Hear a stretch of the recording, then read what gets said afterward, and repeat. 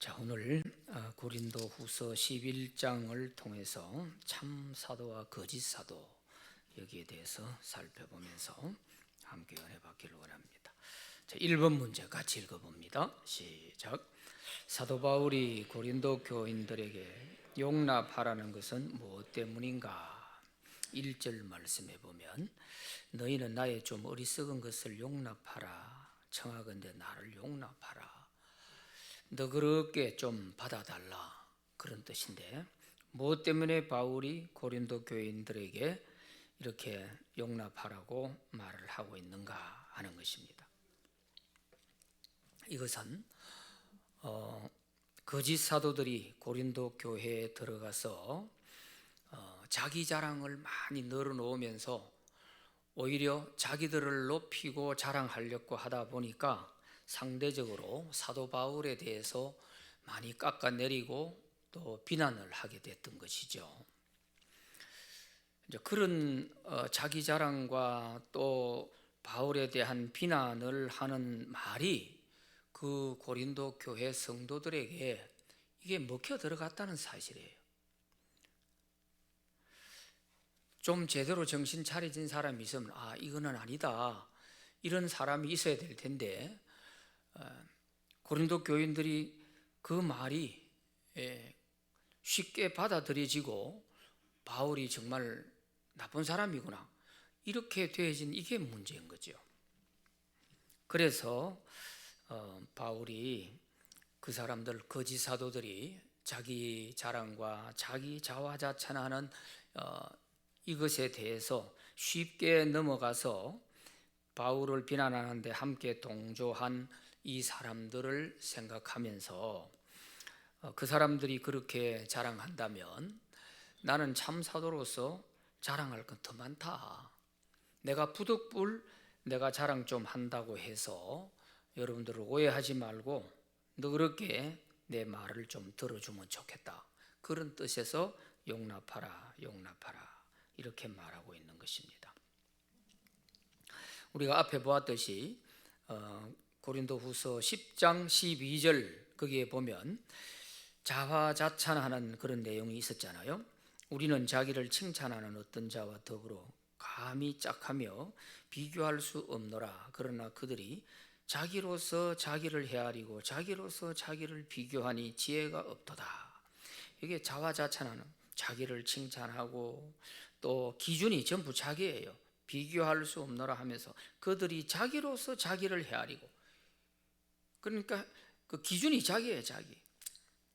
이렇게 하는 사람들, 자화자찬하고 자기들을 높이고 상대 사람 바울을 비난하고 깎아내리고 하는 이제 이런 행위에 대해서 지혜가 없도다. 그래, 지혜가 없도다. 자기를 비교하니 지혜가 없도다. 이렇게 자화자찬하는 사람들, 이 사람들에게는 어리석은 사람이란 말이죠. 지혜가 없단 말은 어리석은 사람이다.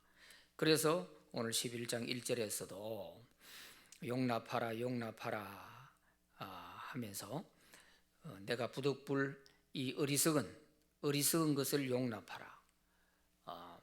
내가 그 사람들 자화자찬한다 해가지고 어리석다고 지혜가 없다고 말을 했는데, 내가 부득불 할 수 없이 내가 자랑을 좀 해야겠다. 그러니까 너그러운 마음으로 잘 받아주면 좋겠다. 그렇게 한 말이 바로 용납하라, 용납하라는 뜻입니다. 그러면은 지금 이 이후로 바울이 무슨 말을 하려고 하는지 알겠죠? 참 사도로서, 그 사람들이 거짓 사도로서도 이렇게 자화자찬하고 또 자랑을 늘어놓고 이렇게 한다면 내가 참 사도로서 할 말이 왜 없겠느냐? 내가 왜 칭찬할 게 없겠느냐? 자랑할 게 많이 있지. 그래서 내가 좀 하겠다, 그런 말씀이에요. 자, 2번 문제 읽어봅니다. 시작. 바울이 고린도 교인들을 위해서 열심을 내는 이유는 무엇인가? 자, 2절에 보면 내가 하나님의 열심으로 너희를 위하여 열심을 내노니 내가 너희를 정결한 처녀로 한 남편인 그리스도께 드리려고 중매함이로다. 그러나 나는 하면서, 자, 여기서 열심으로 너희를 위하여 열심을 낸다, 열심을 낸다 그랬는데, 여기에 열심이라는 말은요, 원문이 젤로라는 그리스 말입니다. 젤로. 앞에 열심, 뒤에 열심 다 같은 젤로 이래 되는데, 이 뜻이 뭐냐면 시기, 질투 그런 뜻이에요. 물론 열심이라는 또 열정적인 이런 뜻도 있지만, 이 문장상으로 볼 때에는 열심으로 번역할 게 아니고 질투, 시기한다 하는 그런 말로 번역이 돼야 이 문장이 제대로 이해될 수 있는 것입니다.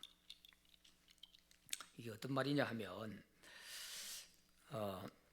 바울 자기 자신을 이 2절에서 보면 중매쟁이로 소개하잖아요. 바울은 고린도 교회 성도들과 예수 그리스도 사이에서 중매 역할을 하는 사람이라는 거예요. 그래서 나는 한 남편인 그리스도께 고린도 교회 성도 여러분들을 중매하려고 한다. 중매하려고 한다. 그러니까 이 중매하는 데 있어서 제일 중요한 게 뭐예요? 순결이라는 거 아니겠어요? 더러운 사람을 이렇게 소개할 수가 없잖아요. 중매할 수가 없잖아요. 그런데 고린도 교인들은 이미 한번 더럽혀진 사람이죠. 이미 한번 이 이단들에게, 이 거짓 사도들에게 넘어갔다가 회개하고 돌아온 사람들이잖아요. 그러니까 여러분들로 하여금 내가 중매쟁이로서 깨끗하게 순결한 처녀로 여러분들을 그리스도께 내가 이렇게 중매를 하려고 하는데, 여러분들이 거짓 사도들에게 넘어가 가지고 또 이렇게 영적으로 더럽혀져 있다면은 내가 그게 두렵다, 그런 말이에요. 그래서 여기서 열심이라는 말을 시기, 질투로 번역을 해야 된다는 뜻입니다. 이 중매 역할을 하는데, 한번 보세요. 만약에 지금 결혼하려고 중매를 해가지고 배우자가 생겼는데 그 사람이 다른 사람과 이렇게 바람을 핀다, 이러면은 그 남편이 좋아할 사람 어디 있겠어요? 투기가 일어나죠. 투기심이 생기잖아요.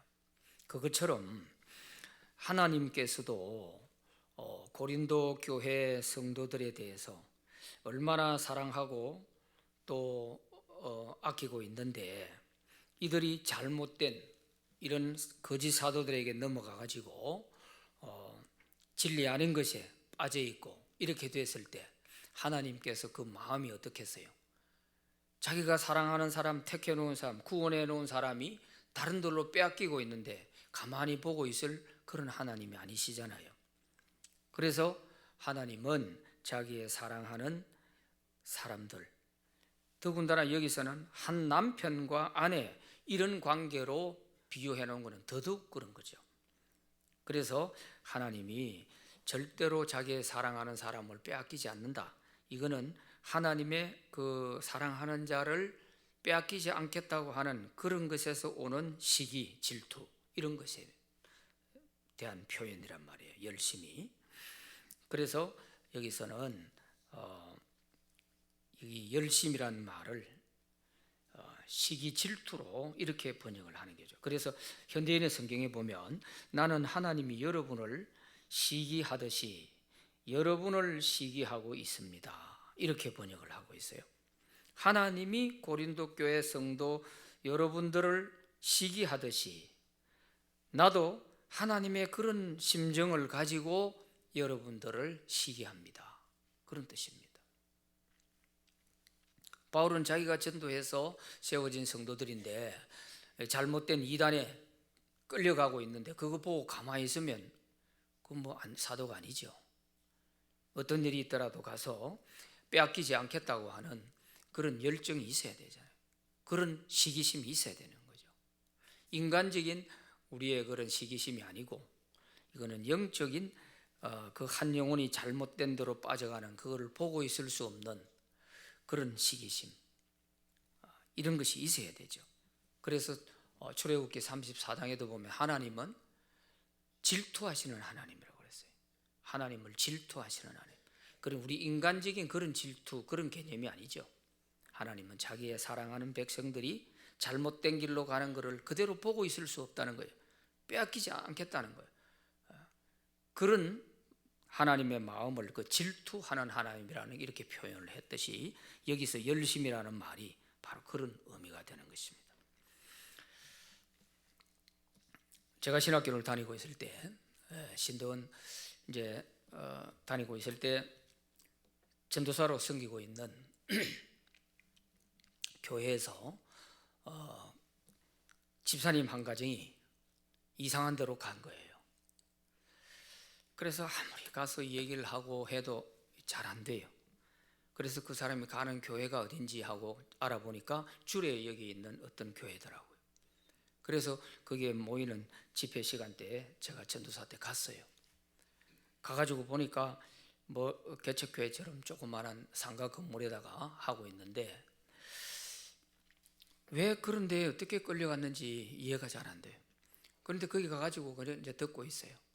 그래서 내가 예배 마치고 난 후에 그 목사님을 만나가지고 내가 이 사람 섬기고 있던 교회 전도사인데 내 교구에 속해 있는 집사님 가정이고 그래서 내가 여기 왔다. 그런데 어떻게 돼서 이 사람이 여기 오게 됐냐 하고 이제 좀 따지듯이 그 목사님하고 얘기를 좀 했죠.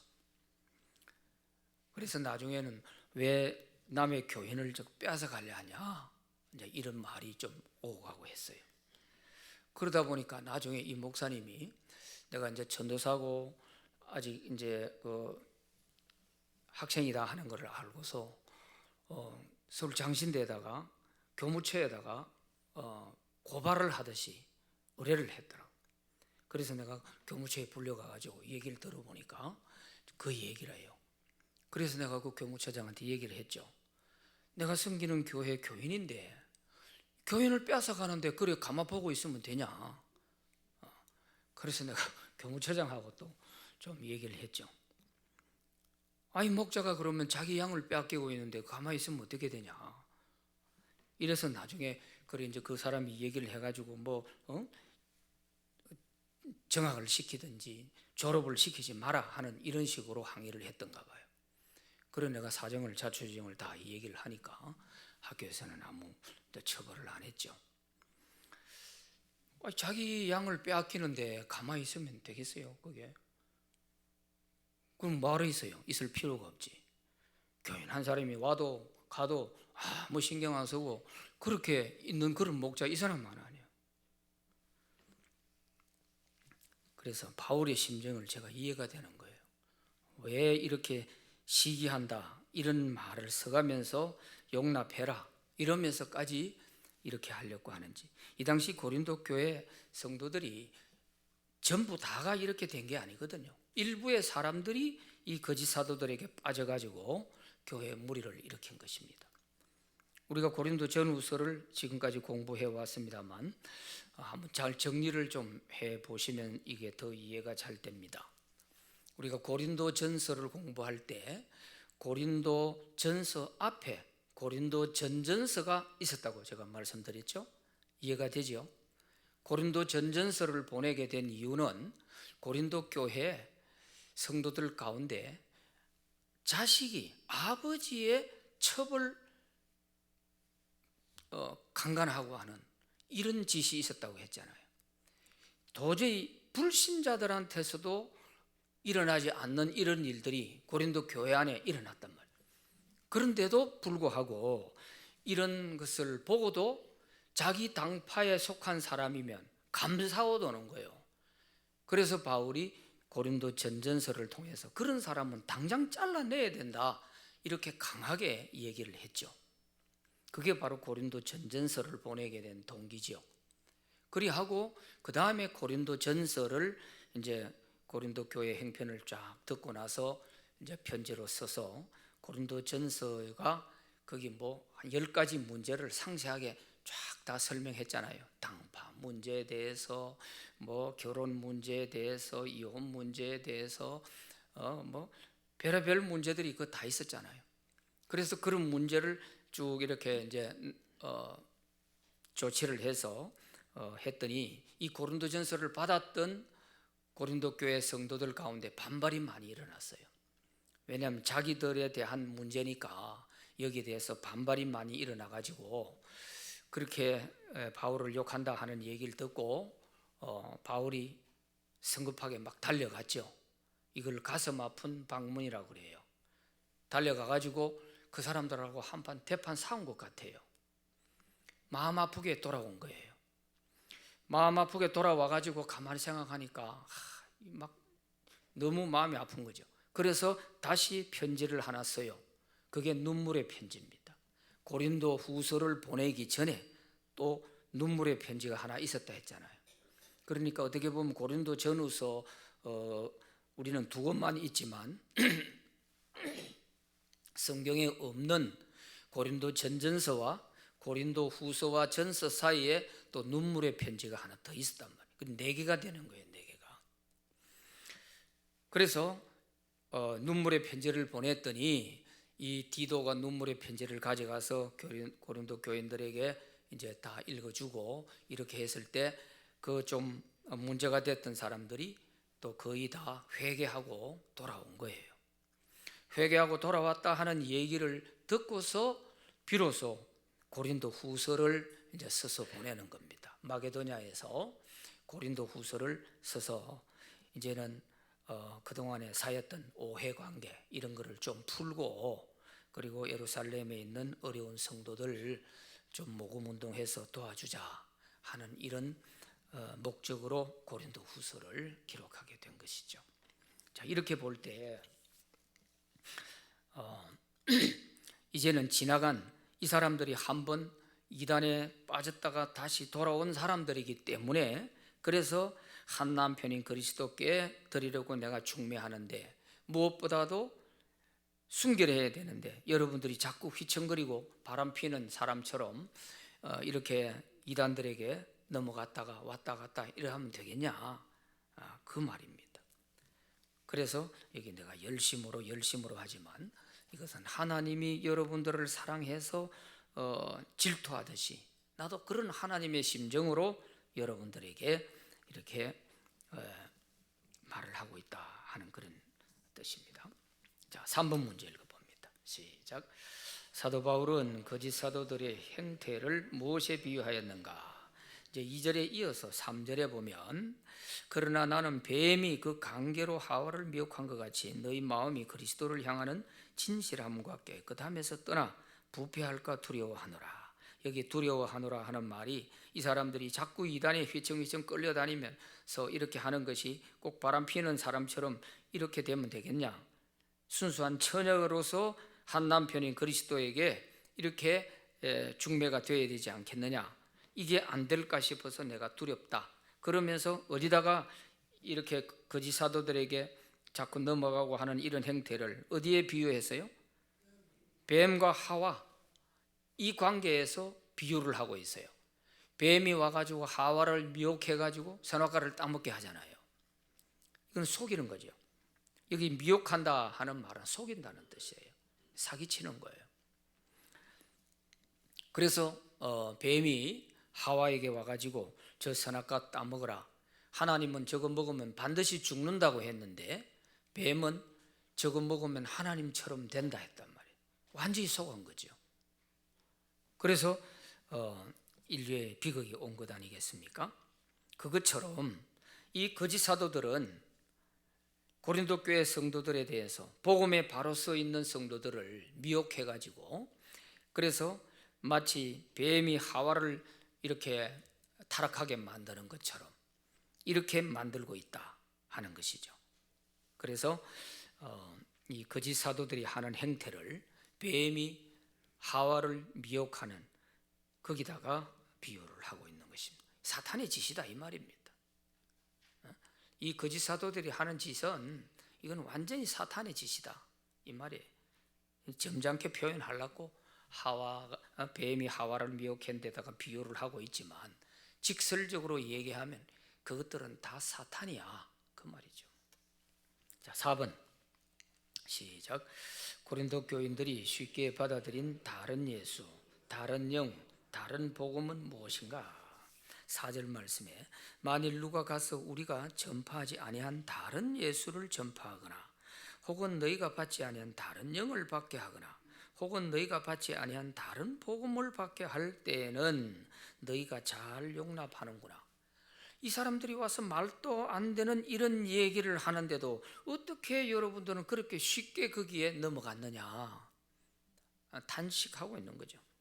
자, 그렇다면 여기에서 다른 예수, 다른 영, 다른 복음 이게 뭐냐 하는 것입니다. 이것은 예수 그리스도에 대해서 바르게 전하는 것이 아니고 바울이 전한 그 복음에 입각한 예수가 아닌 다른 예수를 전하고 있는 거예요. 이 당시 특히 예를 들면 거짓 사도들이 들어와가 하는 말들 중에는 위험한 요소가 뭐냐 하면 율법주의자들, 유대인 가운데 자기들이 사도들의 추천서를 받아온 사람들이다 이렇게 말하면서 돌아다니는 이런 순회 전도자들이 있었단 말이에요. 그러면서 그들이 사도 행세를 하는 거예요. 이 거짓 사도 행세를 하는 거예요.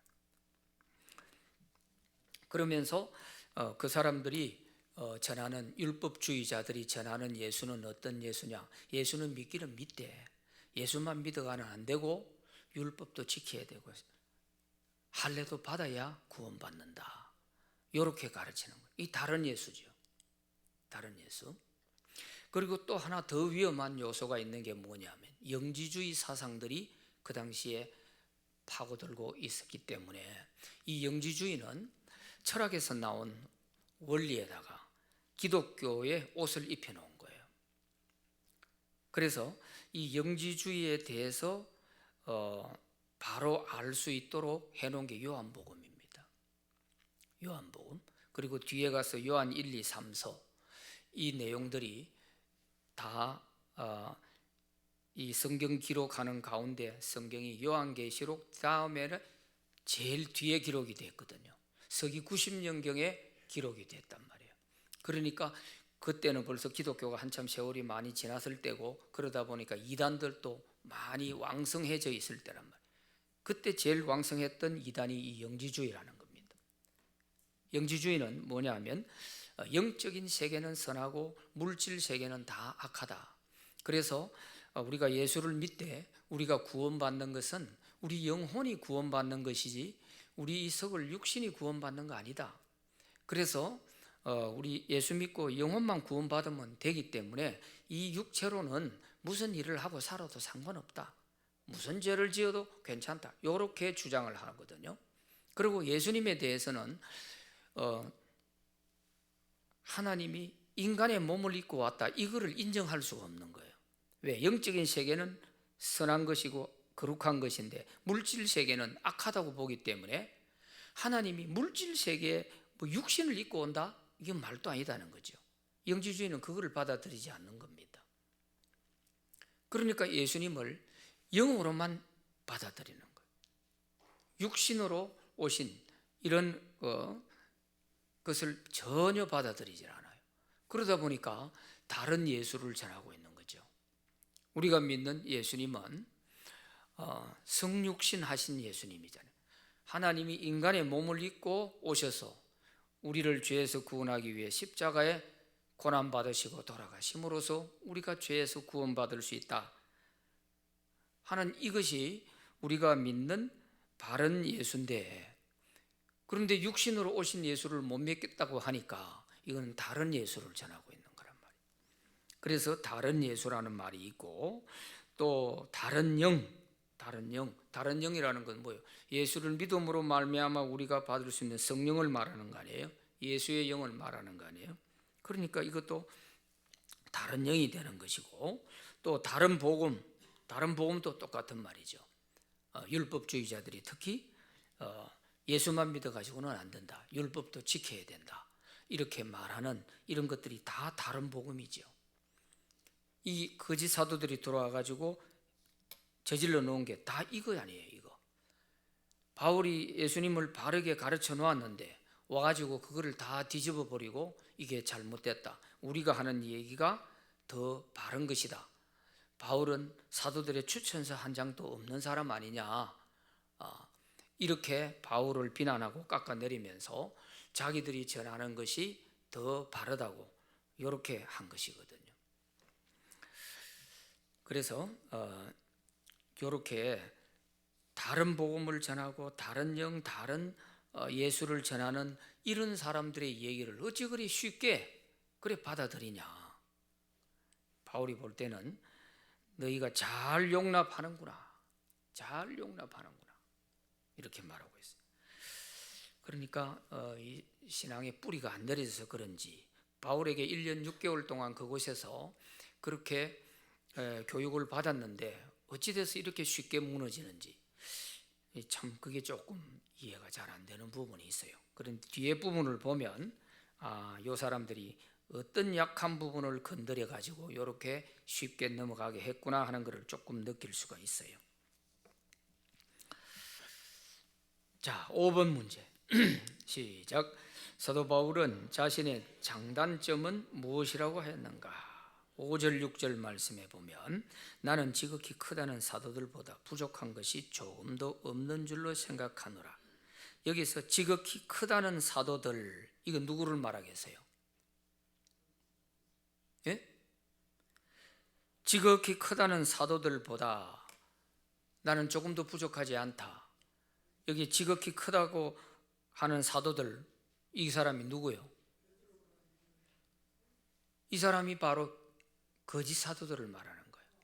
거짓 사도들은 자기들이 최고다, 자기들이 바르고 자기들이 최고 크다고 이렇게 자기들을 높이고 바울을 상대적으로 깎아내린 사람들이에요. 이게 바로 거짓 사도들을 말하는 거예요.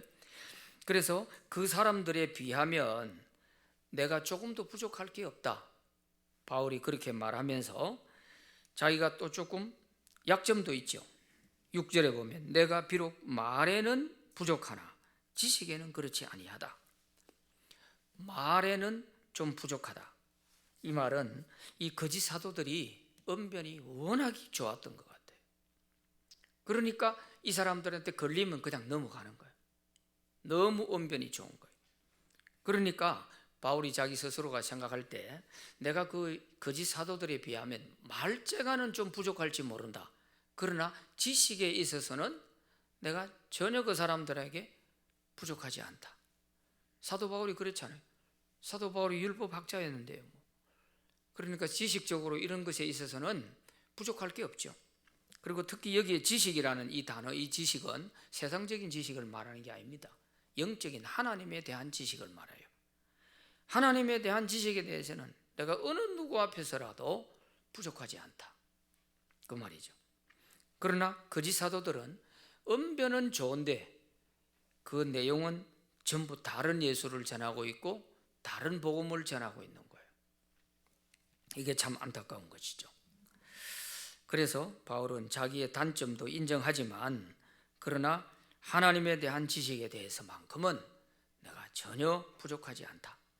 거짓 사도들이 바울에 대해서 부족한 사람이라고 비난을 많이 했기 때문에 그 비난한 요소들을 가만히 보면 그 사람들이 홀딱 빠질 수밖에 없는 그런 부분들을 이 거짓 사도들이 건드리고 있는 거예요. 자,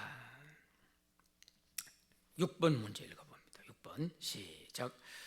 사도 바울은 고린도 교회에서 사역할 때 경제적 어려움을 어떻게 해결하였는가?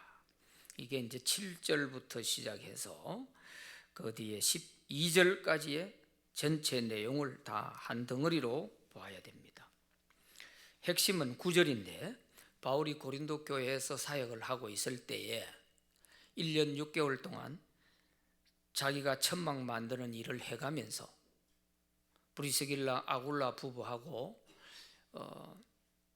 자기들의 그 직업이 기술을 가진 그 기술이 천막 만드는 기술이에요.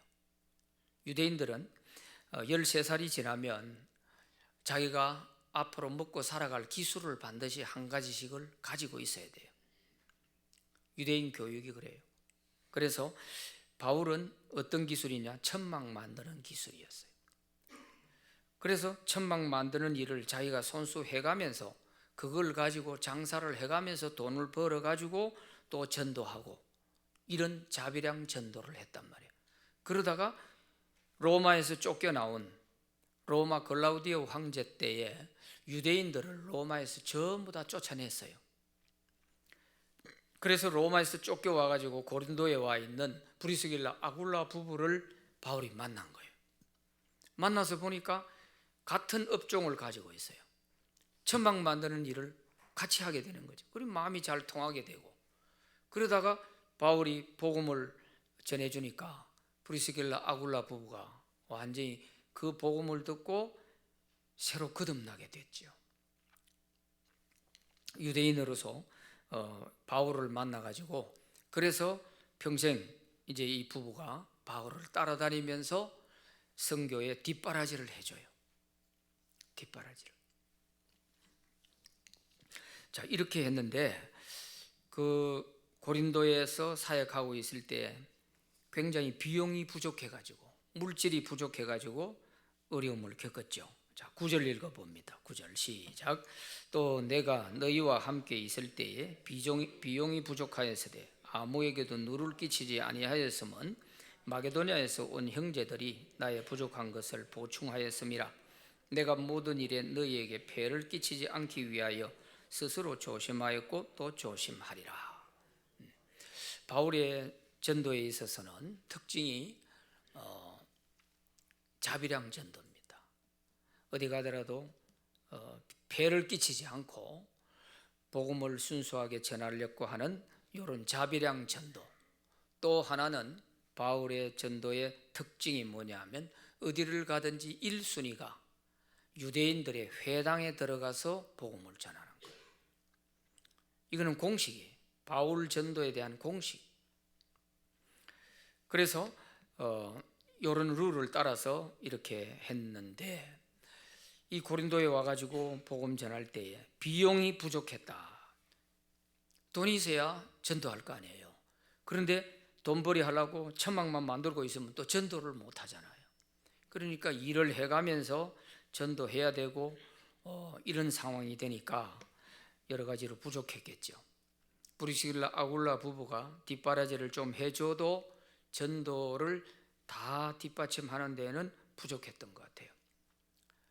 이러고 있을 때에 마게도냐에 있는 교회들이 바울에게 선교비를 보내줬어요.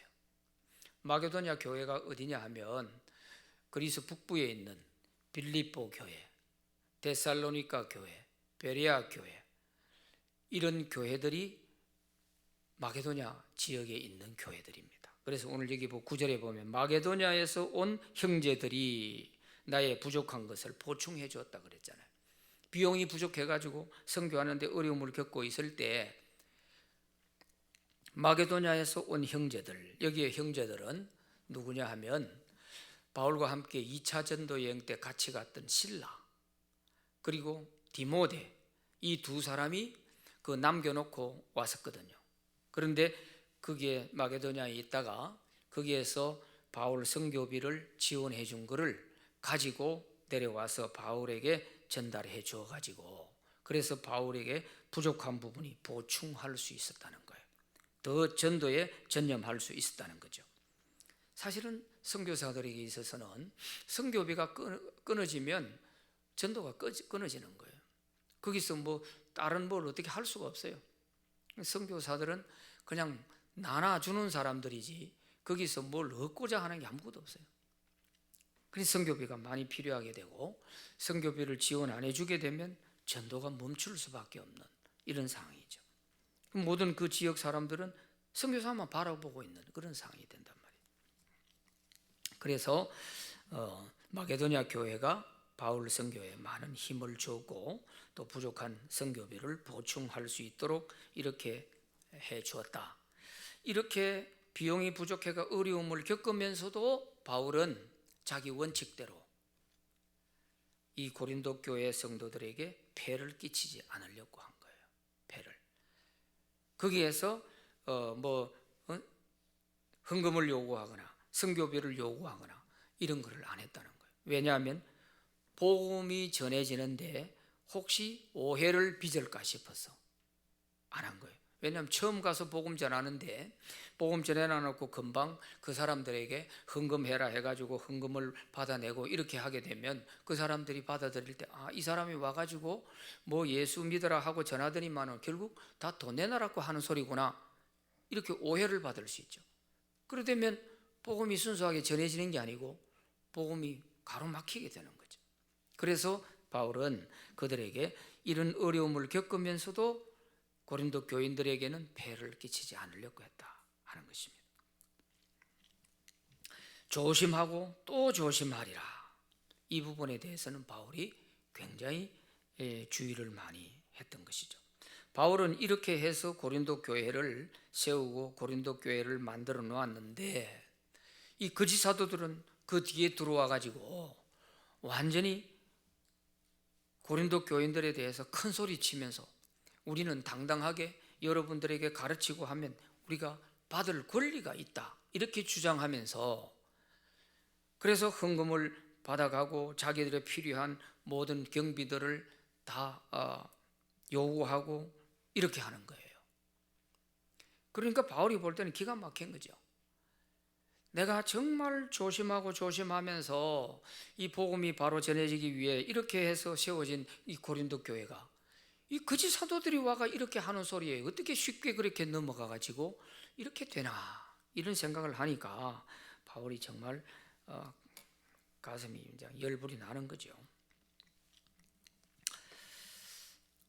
자, 요거 보세요. 바울은 이렇게 정말 폐를 끼치지 않으려고 이렇게 해왔는데 요거를 거짓 사도들이 비난을 할 때 어떻게 비난을 하느냐 하면, 바울이 왜 너희들에게 헌금을 요구하지 않고 뭐 전도하는데 비용을 내놓으라 말을 하지 않고 왜 자기가 사도로서 일을 했으면 당당하게 받을 권리가 있는데 왜 하나도 요구를 하지 않았는가? 그것은 바로 여러분들을 사랑하지 않기 때문에 바울이 그렇게 한 거야.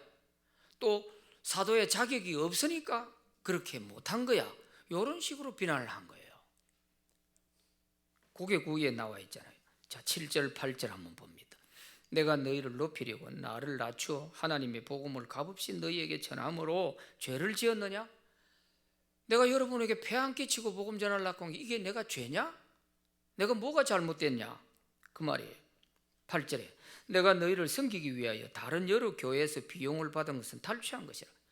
내가 여러분들에게 폐를 안 끼치고 오히려 여러분보다 더 어렵게 살고 있는 마게도냐 교회 성도들이 나를 선교비에 지원해 줘서 그 사람들의 지원을 받아가지고 오히려 고린도 교회 여러분들을 내가 섬기게 됐다, 내가 사역할 수 있게 됐다, 그 얘기를 하고 있는 거예요. 그러니까 이 거짓 사도들이 얼마나 교모하게 바울을 비난하는데 바울이 잘한 것에 대한 이거를 비난의 소재로 삼아버린 거예요. 소재로. 폐 안 끼치려고 복음이 순수하게 그대로 다 받아들여지도록 하려고 이 어려운 중에서라도 자기 손수 일해 가면서 그것도 부족한 거는 마게도냐 교회에서 지원해주는 지원을 받아가면서 이렇게 해왔는데 요 거짓 사도들은 고린도 교회 성도 여러분들에게 사랑이 식어졌기 때문에, 사랑이 없기 때문에 그렇게 달라고 하지 않은 거야. 그리고 그는 받을 자격도 없어, 사도가 아니야. 이런 식으로 하니까 그 말에 홀딱 넘어가는 게 이게 참 이상한 거죠. 고린도 교인들이 생각이 제대로 한 사람이라도 있다면, 아니요, 우리가 알고 있는 바울 선생은 그럴 뿐이 아니요, 그분은 정말 자기 손수 일해가면서 이 지역에 와서 우리를 위해 전도해 줬고 이 교회를 세운 거요. 당신들은 뭔데 여기 와가 이런 소리 하는 거요? 누가 한 명이라도 그런 소리 하는 사람이 있었으면 거짓 사도들이 거기 앞에 나설 수도 없죠. 거기 발붙일 곳이 없죠. 그런데 그런 비난하는 소리를 듣고 그게 같이 동조를 하고 그러니까 바울을 나쁜 사람이라고 이렇게 만들어가는 이걸 보면 참 기가 막힌 거죠. 그런데도 바울이 끝까지 이 고린도 교회를 포기하지 않고 편지를 보내고 가서 가슴 아픈 사연을 보내고 뭐 이렇게 하는 이유가 이 영혼을 생각하는 거네요. 바울이 이게 고린도 교회 뭐 해가지고 자기가 얻어먹을 게 뭐 있어요? 아무것도 없잖아요.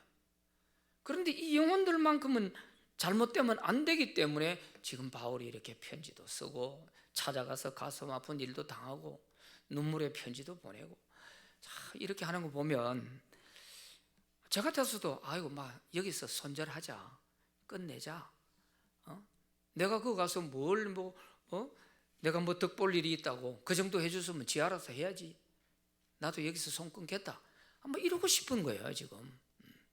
그런 심정인데도 바울은 그리 하지 못하는. 이게 참 사도예요, 참 사도. 이게 사도라고. 그러나 거짓 사도들이 들어와가 이러하죠. 자기들이 달라는 대로 주지 않으면 이 사람들은 언제든지 떠날 사람이야. 이 사꾼들이죠. 이게 거짓 사도들이란 말이에요.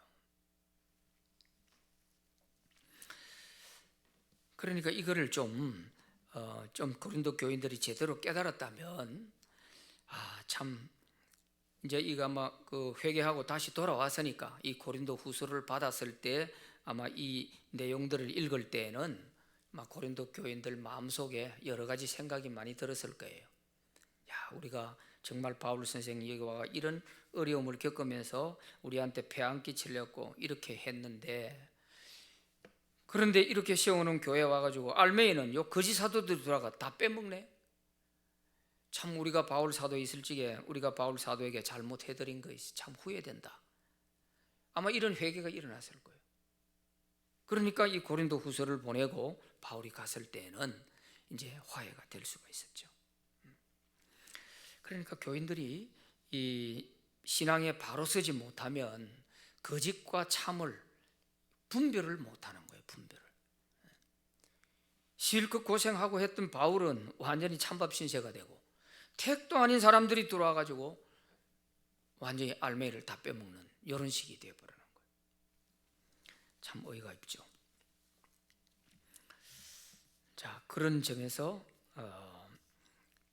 이 바울이 경제적으로 어려움을 겪고 있을 때 왜 이렇게 했는지 거짓 사도들이 비난하는 그 비난이 말이 안 맞다는 뜻이죠.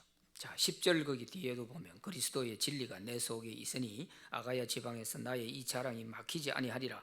이게 무슨 말이냐 하면 폐 안 끼치고 복음을 전하겠다고 하는 이것이 결코 중단되지 않을 것이다. 그래서 내가 조심하고 또 조심하리라 하는 말은 앞으로도 내가 그렇게 할 것이다 이 말이거든요. 11절에 어떠한 까닭이냐? 내가 너희를 사랑하지 아니함이냐? 하나님이 아시느니라. 사랑하지 않기 때문에 달라고 하지 않는 거야. 이렇게 비난을 했단 말이에요. 거짓 사도들이 고린도 교인들을 바울이 사랑하지 않는다고, 사랑하지 않으니까 뭘 달라고 하지도 않는 거 아니냐. 정말 나쁘지요. 그런데 바울이 보세요. 내가 너희를 사랑하지 아니함이냐? 그렇지 않다. 하나님이 내 마음 아신다. 내가 고린도 교인들을 얼마나 사랑하는지 하는 것은 하나님이 아신다. 그런 말이죠. 12절에 나는 내가 해온 그대로 앞으로도 하리니 기회를 찾는 자들이 그 사랑하는 일로 우리와 같이 인정받으려는 그 기회를 끊으려 함이라. 이게 무슨 말이냐 하면 나는 앞으로도 이렇게 폐를 끼치지 않고 자비량하면서 복음을 전할 것이다. 그렇게 하면서 그 거짓 사도들이 자기 자랑 늘어놓고 하는데 나처럼 이런 자랑 한번 할 수 있도록 한번 해보라 그러지. 응? 너희들도 자비량하는 이런 마음으로 한번 해봐라고 해봐라. 그러면 그 사람들이 하겠느냐? 당장 떠날 거다. 그 얘기입니다. 자, 마지막 7번째 7번 시작. 참사도 바울과 비교할 때 거짓 사도의 특징은 무엇이냐? 13절부터 15절까지의 말씀이 거짓 사도들에 대한 특징이 나와 있습니다. 참 사도에 대해서는 바울에 대한 앞에 내용들이 충분히 있었잖아요. 폐를 끼치지 않고 어떻게 하든지 이 영혼들을 바르게 주님 앞에 세우려고 중매정이라고 하면서까지 이렇게 바울이 그 영혼들을 위해서 하려고 하는 이게 참 사도라는 것이죠.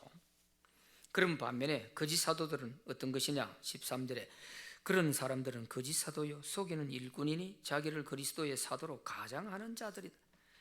자기들은 가장을 하고 있다니 이 거짓 사도라는 거죠. 또 14절에 이것은 이상한 일이 아니라 사탄도 자기를 광명의 천사로 가장한다. 사탄도 광명의 천사처럼 가장한다.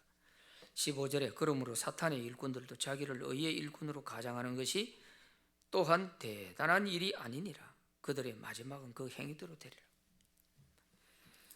그러니까 바울이 이렇게 이 사람들에 대해서 비난을 하는 게 아니라 정신 차려 똑바로 봐라. 이 사람들은 완전히 다 가장을 하고 마치 양의 가죽을 뒤집어선 이리처럼 다가온 사람들 아니냐. 이걸 왜 분별하지 못하냐 그 말이에요. 왜 분별하지 못하냐. 그래서 거짓 사도들은 얼른 보면은 천사처럼 다가오는 것 같지만 그러나 그들이 노리는 목적이 있어요. 목적이. 그 목적이 이루어지지 않을 때는 언제든지 내버리고 도망가는 것이 거짓 사도들의 사꾼 목자란 말이에요. 그래서 오늘 우리가 참 사도와 거짓 사도에 대한 부분들을 진정한 바울 사도의 그 심정을 통하여서 우리가 좀 배우게 됐습니다.